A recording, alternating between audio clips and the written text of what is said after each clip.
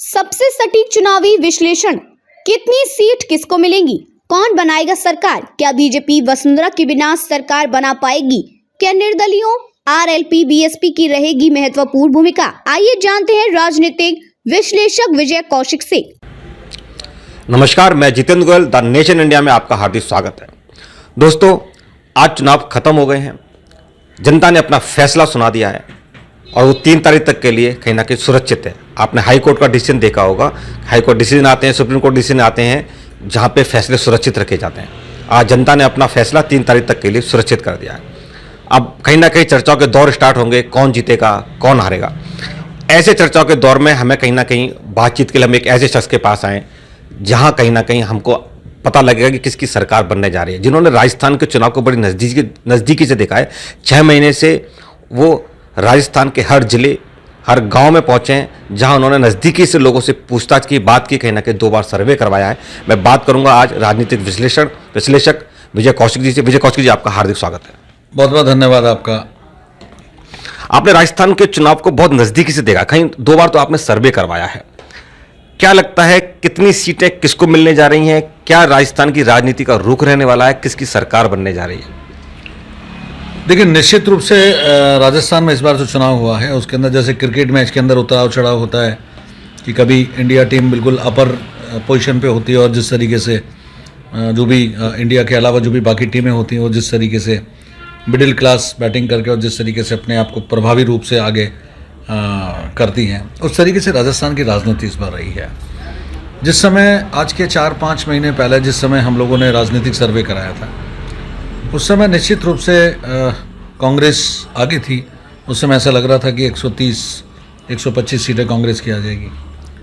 बीच में जिस तरीके से भारतीय जनता पार्टी का कैंपेनिंग हुआ, जिस तरीके से भारतीय जनता पार्टी ने मेहनत करी और जिस तरीके से भारतीय जनता पार्टी ने आंदोलन किए राजस्थान के अंदर, जिस तरीके से भारतीय जनता पार्टी राजस्थान की सड़कों पर उतर करके पूरे राजस्थान में आंदोलन किया, उसके बाद में भारतीय जनता पार्टी की हम लोग अनुमानित रूप से 120 से 125 सीटें मान रहे थे। जैसे जैसे चुनाव नज़दीक आया, बहुत सारी चीज़ें ऐसी रही जो देखने को मिला कि वसुंधरा जी को कई बार कई चीज़ों में दरकिनार किया गया, टिकटों के अंदर दरकिनार किया गया, उनकी कई सारी चीज़ों में नहीं चली और वो राजस्थान की जनता ने बहुत नज़दीक से देखा है। और राजस्थान की जनता हर नेता का चेहरा पढ़ती है, बॉडी लैंग्वेज पढ़ती है, तो इसलिए जनता बहुत जागरूक हो चुकी है। और पहला जो टिकटों का वितरण हुआ, उसके बाद में कुछ और रुझान थे, दूसरा कुछ और हुआ, तीसरा कुछ और हुआ, लास्ट अंतिम छोर के ऊपर जिस तरीके से टिकटों के वितरण के अंदर मौजूदा जो विपक्ष है, बीजेपी सरकार जो विपक्ष में रही इस समय, उन्होंने जिस तरीके से केंद्रीय नेतृत्व ने टिकटों के वितरण के अंदर जो चीज़ करी है, वो कहीं ना कहीं नुकसान पहुंचाएगा। और अभी जो हम लोगों ने लास्ट सर्वे कराया आज के करीब 25 दिन पहले, जिस समय टिकटों का पूरा वितरण हो चुका, कुछ एक सीटों का बाकी था, उस समय तक भी भारतीय जनता पार्टी और कांग्रेस में बहुत बड़ा कोई फ़र्क नहीं था। जैसे जैसे चुनाव नज़दीक आया, जैसे जैसे चुनाव पूरा कंप्लीट होने को आया, कैंपेनिंग सब लोगों की हो चुकी है, देश के सर्वोच्च जितने भी पदाधिकारी हैं वो पूरा यहाँ राजस्थान में डेरा डाले हुए हैं दोनों पार्टियों का। और जिस तरीके से केंद्र सरकार पूरी राजस्थान में पड़ाव डाले हुई है, जिस तरीके से राजनाथ सिंह जी हैं, देश के प्रधानमंत्री महोदय हैं, देश के गृह मंत्री महोदय हैं, स्मृति ईरानी हैं, ठाकुर साहब हैं, ऐसे करके देश के प्रमुख लोग जिस तरीके से राजस्थान में कैंपेनिंग कर रहे हैं, उस तरीके से आप अंदाज़ा लगा सकते हो कि पार्टी बहुत डरी हुई है। कि हम लोग राजस्थान में जीतेंगे या नहीं जीतेंगे, ये तो राजस्थान की जनता तय करेगी। और अभी हाल फिलहाल जो रोड शो हुए, नरेंद्र मोदी जी के जितने भी रोड शो हुए, जितने भी उनकी बड़ी बड़ी सभाएं हुई, जहां मैडम को जाना था वहाँ मैडम गई, जहां मैडम को नहीं जाना था मैडम नहीं गई, जहां केंद्रीय नेतृत्व को जाना था वहाँ नहीं गए। लेकिन जो जयपुर में रोड शो हुआ, राजस्थान की राजधानी जयपुर में जो रोड शो हुआ, और जिस तरीके से रोड शो हुआ और जितना जल्दी रोड शो हो गया, 40 मिनट में 45 मिनट में रोड शो कंप्लीट हो गया 4 किलोमीटर का, इससे आप अंदाज़ा लगा सकते हो कि कितनी भीड़ होगी वहाँ पे।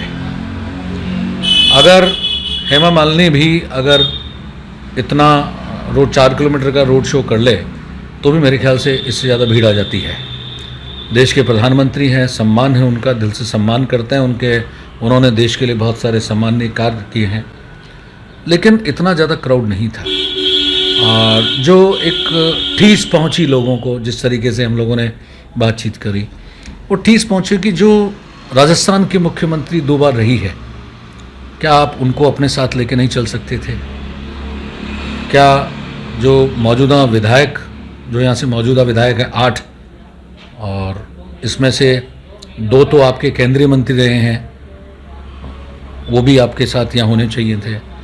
वो आपके साथ चल रहे हैं नीचे पैदल भीड़ में इस तरीके से। तो एक थोड़ा सा एक जो तानाशाही रवैया है वो एक गया है।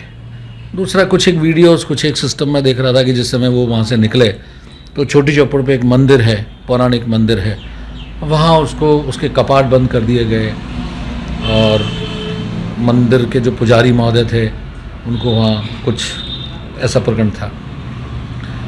ठीक है, आप देश के प्रधानमंत्री हैं, सम्मान है आपका, देश की जनता आपका सम्मान करती है, लेकिन जिस तरीके से आपका रोड शो हुआ, जितना क्राउड होना चाहिए था, जो चीज़ें होनी चाहिए थी, वो नहीं हुई है। और अभी जो हाल फिलहाल के जो राजनीतिक समीकरण हैं, जो एक रुझान आए हैं, जिस तरीके से हम लोगों ने किया है, बीजेपी की जहाँ तक हमारी अनुमानित है, ये हमारे कार्यकर्ताओं को उत्साह है। आप देखिए कि वोटिंग कंप्लीट हो चुकी है और कितने हर्ष उल्लास के साथ वो लोग अपने घर जा रहे हैं। आप म्यूज़िक सुन रहे हैं पीछे, तो ये अच्छी बात है। ये देश के लोकतंत्र का महापर्व है। इस महापर्व के अंदर इसी हर्षोल्लास के साथ राजस्थान की जनता निश्चित रूप से हर्षोल्लास के साथ मनाने जा रही है। तो मैं आपको जो चीज़ कह रहा था कि बीजेपी का जो एक आकलन है, कांग्रेस का जो आकलन है, आपने मुझे राजनीतिक विशेषज्ञ के तौर पर बिठा रखा है, 75 से 80 सीट से ज़्यादा बीजेपी की अनुमानित जो हम लोग मान रहे हैं वो नहीं आएगी। इसके आसे पासे 80 से 75 से 85 के बीच में कांग्रेस का आकलन है हमारा। और ये पूरे देश को पता है कि खरीद फरोख्त में कौन सबसे ज़्यादा मास्टर है पूरे देश के अंदर, कौन किसको खरीद सकता है एट ए टाइम, कौन किसको कब्जे में ले सकता है, कौन किसको खरीद के होटलों में बंद कर सकता है। ये सब चीज़ें पूरे देश की जनता जानती है। महाराष्ट्र के अंदर ऐसा हुआ, कई बार कई राज्यों में ऐसा हुआ है। तो अगर खरीद फरोख्त प्रॉपर हुई तो निश्चित रूप से सरकार उसकी बनेगी जो सरकार बनाना चाहते हैं। और अगर खरीद फरोख्त नहीं हुई, ईमानदारी से सरकार बनी, तो निश्चित रूप से उसकी सरकार बनेगी जो मौजूदा सरकार है। आप कहीं ना शब्दों के माया जाल में जो है ना आप कह रहे हैं, आपने कहा बीजेपी को नुकसान हो रहा है, ठीक है ना कहीं वसुंधरा जी को पीछे रखने का। आप सबसे पहला आंकड़न ये लगाओ कि ये चीजें हुई क्यों, ये आंकड़े क्यों आ रहे हैं, स्पष्ट बहुमत क्यों नहीं आ रहा है। अपन उन मुद्दों पे डिस्कशन करें। ऐसा क्या हुआ है कि ऐसा बोलना पड़ रहा है हमें, ऐसा क्या हुआ है कि ऐसा बोलना पड़ रहा है। ऐसा इसलिए बोलना पड़ रहा है कि नुपुर शर्मा ने क्या गलत कह दिया था कि आपने उसको पार्टी से निष्कासित किया। कमलेश तिवारी जैसा हिंदूवादी कट्टर नेता जो भारतीय जनता पार्टी की मौजूदा सरकार के अंदर उसको मारा गया, उसके परिवार को आज तक न्याय नहीं मिला। जैन मुनि साधु जिसकी निर्मम हत्या की गई, ऐसे सैकड़ों इंसिडेंट्स पूरे भारतवर्ष में हुए। उस समय आपका सनातन और हिंदुत्व कहां चला गया था? उस वक्त आपके मुंह से एक शब्द नहीं निकला। बहुत सारी चीजें ऐसी है जो देश की जनता ने देखा है, और हम लोग सनातन के लिए, हिंदुत्व के लिए और देश के विकास के लिए काम करते हैं। इसलिए हमें नजदीक से पता है कि कौन किस वक्त क्या बोलता है। तो इसलिए राजनीति करना छोड़ें। अगर सनातन का साथ, सनातन का विकास आपका मुख्य ध्येय है तो निश्चित रूप से हम लोग आपके साथ हैं। लेकिन आप अगर राजनीतिक अखाड़े के अंदर सनातन को खींचेंगे, सनातन को सिर्फ यूज करेंगे, तो हम लोग आपका विरोध करते हैं। तो जिस तरीके से बीजेपी में को वसुंधरा के कारण कहीं ना कहीं लैग पे आपको लग रहा है सरकार नहीं बनेगी, तो कांग्रेस की बात करें तो वहां भी कहीं ना कहीं सचिन को अभी जो है बिल्कुल साइडलाइन कर दिया। क्या सचिन का भी प्रभाव कांग्रेस पे पड़ेगा, कुछ सीटों पर डालेंगे? देखिए, सचिन जी लोकप्रिय नेता हैं, युवाओं के नेता हैं, और सचिन जी का जो राजनीतिक कैरियर है वो बहुत लंबा है, अभी बहुत लंबा कैरियर है उनका। और सचिन जी इस चीज़ को भली बातें जान चुके हैं कि कांग्रेस में ही उनका अस्तित्व है। जिस तरीके से गहलोत सरकार के अंदर सचिन जी की भूमिका रही और उसके बाद में जो भी हुआ, तो आप निश्चित रूप से मान के चलिए कि सचिन पायलट महोदय, सचिन पायलट हमारे भाई हैं, हमारे हम उम्र हैं, वो निश्चित रूप से आने वाले समय के अंदर मुख्यमंत्री की दौड़ में शामिल है। वहां उन दोनों के अलावा कोई मुख्यमंत्री की दौड़ में नहीं है। लेकिन मौजूदा भारतीय जनता पार्टी के अंदर तो 14 कैंडिडेट है जो मौजूदा दौड़ में मुख्यमंत्री, और शायद हो सकता है कि उन 14 के 14 कैंडिडेट को नहीं बनाया जाए, शायद हो सकता है कि नया चेहरा आ जाए, थोपा हुआ चेहरा आ जाए, राजस्थान की जनता के ऊपर थोपा हुआ चेहरा आ जाए। मैं फिर कह रहा हूं, तो इसलिए क्या है कि अभी गेम बहुत बाकी है, गणित बहुत बाकी है। और देखो दोनों पार्टियों की तानाशाही किस तरफ लेके जाती है, दोनों पार्टियों की तानाशाही किस तरफ लेके जाती है, वो राजस्थान की जनता धीरे धीरे अपने आप को महसूस करेगी। लेकिन मेरा मानना यह है कि अगर भारतीय जनता पार्टी अगर स्थायी सरकार चाहती है तो निश्चित रूप से वसुंधरा जी को आगे करना पड़ेगा, वसुंधरा जी के नेतृत्व में सरकार बनानी पड़ेगी, वसुंधरा जी को मुख्यमंत्री बनाना पड़ेगा।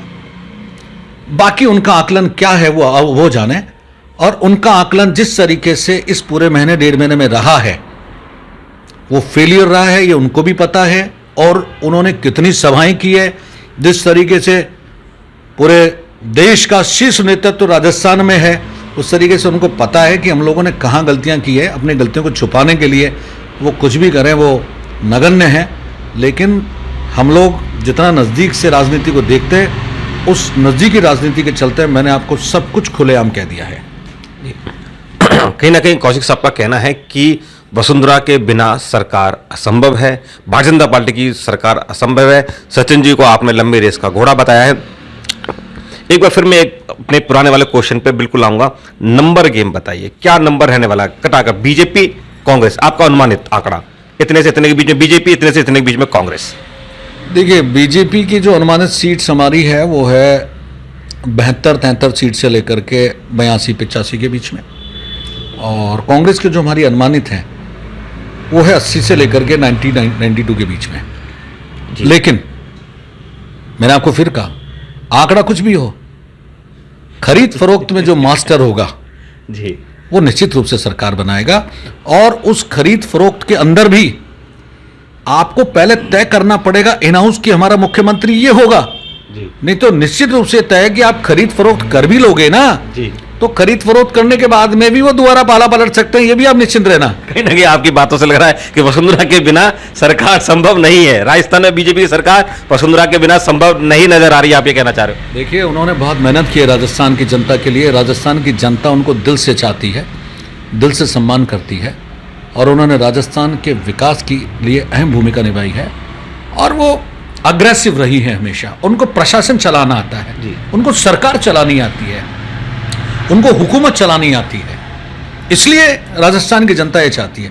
राजस्थान की जनता ये नहीं चाहती कि कोई ढुलमुल रवैया ऐसा आ जाए जो ऊपर से कोई आदेश आए ऊपर से कि भैया आपको ये कानून पारित करना है या ये पारित करना है, वॉटेवर जो भी कुछ है। राजस्थान की जनता ये चाहती है कि राजस्थान के अंदर ऐसी सरकार और ऐसा नुमाइंदा और ऐसा मुख्यमंत्री हो जो राजस्थान की जनता को साथ लेके राजस्थान का विकास कर सके, हर पहलू के ऊपर उसके साथ तन मन धन के साथ खड़ा हो, थोपा हुआ नहीं चाहिए। जी, आपने नजदीक से चुनाव देखा, आपने बताया कहना कि पूर्ण बहुमत में कोई नहीं आने वाला है, किंग मेकर की भूमिका में बेनीवाल रह सकते हैं। देखिए, बेनीवाल जी जो हैं वो किंग मेकर की भूमिका में रहेंगे, और वो ये जो भी छोटे छोटे दल हैं जो बेनीवाल जी हैं और अपने जेजेपी है, बसपा है, आपने देखा है ये तो सब उन्हीं के साथ जाते हैं जिनकी सरकार बनती होती है। ठीक बात है, बहुत सही बात किया आपने। और आज भी बेनीवाल जो है वो बीजेपी के समर्थन से ही वहाँ लोकसभा में बैठे हैं। और आज़ाद पार्टी जो है वो किसके लिए क्या हो रहा है क्या नहीं हो रहा, अरे भाई इतना सब कुछ अगर आप हमारे लिए भी कर देते तो हम लोग भी हेलीकॉप्टर में घूम लेते हम लोग भी आपके लिए आपके समर्थन से सरकार बना देते। और ये कहाँ से इतना सारा फंडिंग आ रही है, कहाँ से ये सब कुछ हो रहा है, ये एक अच्छा विषय है चिंता का विषय नहीं है जी। ये एक अच्छा विषय है। आपके हिसाब से यानी कि कहीं ना कहीं जो मोहरे हैं शतरंज के वो कहीं ना कहीं पहले ही सेट थे। ये सब सेट हैं, ये पूरी प्रायोजित तरीके से पूरे राजस्थान की राजनीति के अंदर एक अच्छी राजनीति हुई है इस बार। जी। और हम लोग भी कहीं ना कहीं सेट ही है। हम लोग भी कहीं ना कहीं से जब हमारे को चुनाव सिंबल नहीं मिला तो हम लोग भी कहीं ना कहीं से सेट ही होके आए। हम लोग भी कहीं ना कहीं से प्रायोजित तरीके से होके आए कि सनातन का साथ होना चाहिए, सनातन का विकास होना चाहिए। जी। तो बहुत सारी चीज़ें ऐसी है राजनीति के अंदर देखिए, और हर कोई भी आदमी हो, कोई भी राजनीति के अंदर, चाहे वो कांग्रेस हो, चाहे वो बीजेपी हो, चाहे वो जेजेपी हो, चाहे वो कोई भी पार्टी हो XYZ, कोई भी भारत का अहित नहीं चाहती है, पहली बात। लेकिन सनातन का साथ, सनातन का विकास, भारत का जो मेन एजेंडा है, वो जब तक मेन एजेंडा पूरे राजस्थान की जनता, भारत की जनता और जो भी मौजूदा सरकारें हैं अपना मेन एजेंडा टाइम से क्लियर नहीं करेगी, झूठे वादे नहीं देगी, प्रलोभन लुभावने। आपको 500 रुपये में सिलेंडर करना था, बड़े बड़े होर्डिंग लगा दिए 450 रुपये में सिलेंडर। पहले कहाँ चले गए थे आप? 6 दिन पहले घोषणा पत्र आ रहा है आपका, 6 दिन पहले कर देते ना, ये लुभावने वादे पहले कर लेते ना, कहाँ दिक्कत आ रही है? तो बहुत सारी चीज़ें ऐसी हैं और हम लोग अध्ययन कर रहे हैं, बहुत सारी चीज़ों के ऊपर अध्ययन कर रहे हैं कि जो भी घोषणा पत्र हैं, चाहे वो बीजेपी ने किया हो, चाहे वो कांग्रेस ने किया हो, वो घोषणा पत्र किस किस ने आज तक पूरा कर दिया, किस किस राज्यों में पूरा कर दिया, और जो वादे उन्होंने किए वो कहाँ कहाँ पूरे नहीं किए, उन चीज़ों पर भी हम लोग आकलन कर रहे हैं। और समय जब आएगा, जिस समय हम लोग अभी तो इधर ही हैं, समय आएगा जिस समय राष्ट्रीय आम जन मोर्चा, जिस समय केंद्रीय जो चुनाव है, लोकसभा चुनाव है, उसके अंदर जिस समय चुनाव लड़ेगा, तो हम आपको बताएंगे कि 90 दल अभी हमारे साथ हैं, और जैसे जैसे हम लोग हमारी ताकत बढ़ाएंगे, ये 90 दल से होकर के करीब करीब 160 दल होंगे, और देश की छोटी राजनीतिक पार्टियां कम से कम 60 से 65 राजनीतिक पार्टियां हमारे साथ होगी, और हम लोग एक अच्छा चुनाव लड़ेंगे लोकसभा का।